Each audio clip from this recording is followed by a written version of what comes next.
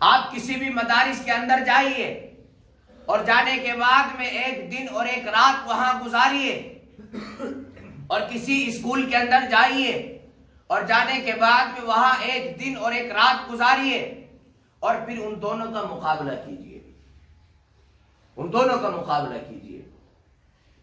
اور پھر دیکھیے کہ دین کے اعتبار سے اور محنت کے اعتبار سے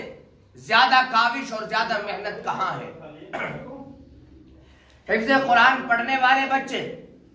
جو قرآن کریم حفظ یاد کرنے کے لیے مدارس کے اندر داخل ہوتے ہیں، ان کا نظام ہوتا ہے کہ ان کو صبح میں 4 بجے اٹھا دیا جاتا ہے۔ کتنے بجے؟ 4 بجے، جس وقت میں ہمیں 5-7 گھنٹہ مزید سونا ہوتا ہے۔ حفظ قرآن یاد کرنے والے بچوں کو 4 بجے اٹھایا جاتا ہے۔ 4 بجے سے لے کر کے فجر کی اذان تک اس دورانیے میں ان سے سبق سنا جاتا ہے قرآن کریم کا، اور پھر اس کے بعد میں فجر کی نماز کے بعد میں تقریباً 9:30 اور 10 بجے تک ان سے سبقاً پارہ سنا جاتا ہے، اور پھر اس کے بعد میں بعد نماز ظہر ان سے آموختہ سنا جاتا ہے، اور 12 بجے سے لے کر صرف 1 بجے تک 1 گھنٹہ بمشکل ان کو آرام کا ملتا ہے دوپہر میں، اور پھر ظہر سے عصر تک وہ آموختہ سناتے ہیں۔ عصر کی نماز کے بعد کچھ وقت ملتا ہے ان کو کھیلنے کا، جو محض زیادہ سے زیادہ 1 گھنٹے کا ہوتا ہے، اور پھر عصر کی نماز سے مغرب تک ان کا کھیلنا کودنا ہوتا ہے، اور پھر مغرب کی نماز سے لے کر عشاء تک سبق یاد کرنا ہوتا ہے، اور پھر عشاء کی نماز کے بعد 1 گھنٹے تک کھانے سے فارغ ہو کر کے 1 گھنٹے تک مسلسل ان کو آموختہ یاد کرنا ہوتا ہے۔ تقریباً 10 بجے وہ بستر پر جاتے ہیں،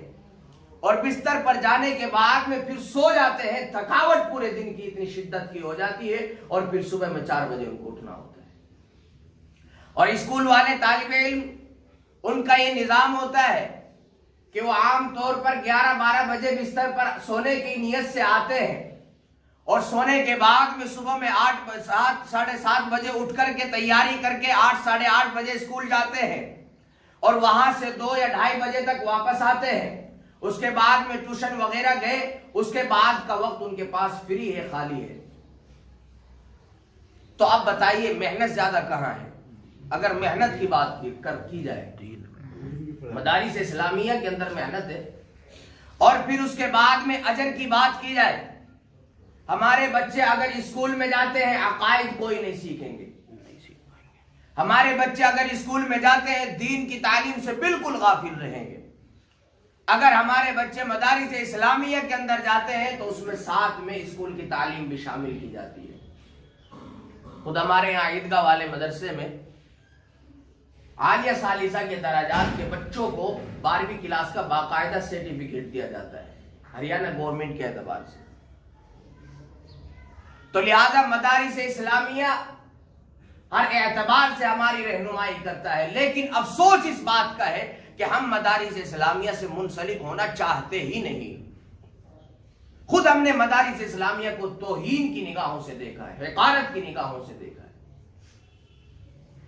ہم نے مدارس اسلامیہ کے نظام کو سمجھا ہی نہیں ہے۔ یہ قرآن